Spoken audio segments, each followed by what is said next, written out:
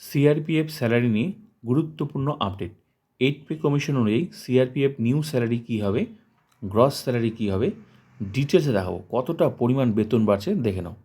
আর এখন যারা চাকরি পাবে, চাকরির শুরুতে বেতন কত হবে, গ্রস স্যালারি কী হবে, ইন হ্যান্ড স্যালারি কী হবে, মানে কেটে ছেটে টোটাল কত টাকা পাবে, দুটো স্যালারি দেখাবো। এখন যারা চাকরি পাবে, একটা হচ্ছে gross salary, in hand salary, আর এই স্যালারিটাই হচ্ছে যখন 8 পে কমিশন লাগু, খুব তাড়াতাড়ি কিন্তু 8 পে কমিশন লাগু হবে। তো এখনকার স্যালারিটাই 8 পে কমিশনে কতটা বাড়ছে, কী হবে, নতুন স্যালারি কী হবে সেটাও দেখাবো। তো চলো দেখে নাও, দুটো স্যালারি দেখে নাও। শুরুতেই তোমরা এখন যারা চাকরি পাবে, নতুন যারা চাকরি পাবে, বেসিক পে হবে 21,700 টাকা। তো 1 বছর হয়ে গেলে কিন্তু তোমার এই বেসিক অটোমেটিক বাড়বে, প্রতি বছর বাড়তে থাকবে বেসিক 3% হারে। তো শুরুতে তোমাদের বেসিক পে হবে 21,700 টাকা। রেশন মানি পাবো তুমি 4,501 টাকা। রিস্ক অ্যালাউন্স পাবে তুমি 21,625 টাকা। ডিএ পাবে তুমি 58%, এখন ডিএ 58% আছে, তো বেসিকের 58%। তো বেসিক হচ্ছে তোমার এই যে এটার 58%, টাকাটা হচ্ছে 12,586 টাকা। মনে রাখবে, যখন যখন ডিএ বাড়বে তোমার কিন্তু স্যালারি তখন তখন বাড়তে থাকবে, ঠিক আছে? তো কিসের কীভাবে বার করতে হবে, এই যে বেসিকের পার্সেন্টেজ বার করতে হবে। এখন যেমন 58%, তো এর বেসিকের 58% টাকাটা হচ্ছে 12,586 টাকা। আবার যখন কিছু পার্সেন্ট, 2%, 3%, 4% যা দেবে, তখন এটা এই 58-এর সাথে যোগ করে এটার পার্সেন্টেজ বার করে নিলে হয়ে গেল, সেটাই তোমার বেতন বাড়লো। এইচআরএ 30%, এটাও কিন্তু বেসিকের। এইচআরএ আর ডিএ এই দুটোই বেসিকের হয়, হ্যাঁ, বেসিক, এই দুটোই বেসিকের হয়। তো এইচআরএ 30% তুমি পাবে যদি তোমার পোস্টিং এক্স সিটিতে হয়। এখানে পোস্টিংয়ের উপর কিন্তু তুমি এইচআরএটা পাবে, তুমি কোন সিটিতে তোমার পোস্টিং, এক্স সিটি না ওয়াই সিটি না জে সিটি। তো এক্স সিটিতে যদি হয় তুমি 30% পাবে। তো 30% হচ্ছে বেসিকের, তাহলে টাকাটা হচ্ছে তোমার 6,510 টাকা। হেয়ার কাটিং বাবদ তুমি 56 টাকা পাবে। সফট টয়লেট অ্যালাউন্স 56 টাকা, রাম অ্যালাউন্স 198 টাকা। সব কিছু মিলে যোগ করে যে স্যালারিটা হচ্ছে সেটা হচ্ছে গ্রস স্যালারি 67,232 টাকা। এটা তুমি গ্রস স্যালারি পাবে, কিন্তু এই পুরো টাকাটা পাবে না, এখান থেকে কিছু টাকা কেটে নেবে, ডিডাকশন হবে, মাইনাস হবে। NPS 10% of basic plus DA, তোমার 10% কাটবে বেসিক প্লাস ডিএর, 3,429 টাকা। আদার্স ডিডাকশন 200 টাকা, সব কিছু মিলে মাইনাস হচ্ছে তোমার 3,629 টাকা। এই গ্রস স্যালারি থেকে মাইনাস হবে, এই স্যালারি থেকে মাইনাস হবে, ডিডাকশন হবে। তো এটা ডিডাকশন হয়েই বাকি টাকাটা তোমার অ্যাকাউন্টে আসবে, যেটাকে বলা ইনহ্যান্ড স্যালারি, 63,603 টাকা। এটা তুমি কেটে ছেটে টাকাটা পাবে এখন যারা চাকরি পাবে, ক্লিয়ার? কিন্তু যখন 8 পে কমিশন লাগু হবে, খুব তাড়াতাড়ি লাগু হবে, তখন এখনকার স্যালারিটাই কী হবে, নতুন রূপে তোমাদের স্যালারি আসবে 8 পে কমিশনে। তো কীভাবে আসবে সেই সিস্টেমটা আমি তোমাদের দেখাচ্ছি। তো এখন তোমার চাকরির শুরুতে বেসিক কত আছে, তোমার 21,700 টাকা, 21,700, এটা হচ্ছে বেসিক, এটা হচ্ছে বেসিক, এটা মনে রাখবে। তো মনে রাখবে, যখন পে কমিশন আসে না, পে কমিশনের সিস্টেম হচ্ছে বেসিক স্ট্রাকচার পরিবর্তন, বেসিক নতুন রূপে তোমার বেতন আসবে। তাই বলে কি এখন যার যেটা বেসিক বেতন আছে সেটা কি কমে যাবে? কখনোই না, প্রচুর বাড়বে। কীভাবে বাড়বে, সিস্টেম কী দেখাচ্ছি।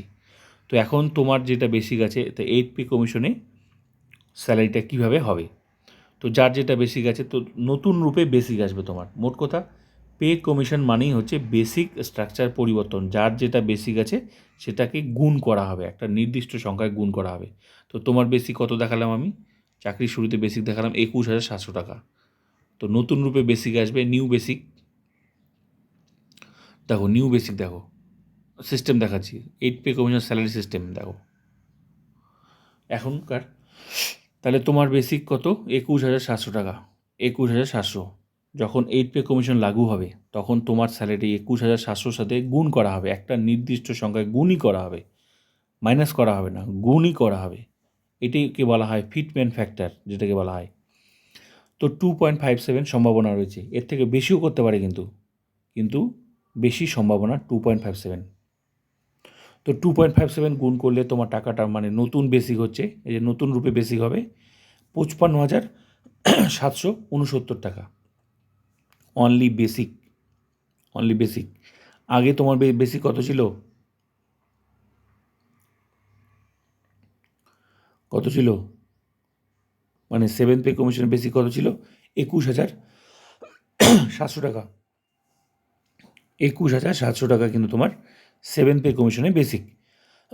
এবার 21,000 যখন 8 পে কমিশন লাগু হয়ে যাচ্ছে, তোমার 21,700 টাকাটা কিন্তু বাইরে যাবে, প্রচুর বাড়বে। কীভাবে বাড়বে, গুণ করা হবে।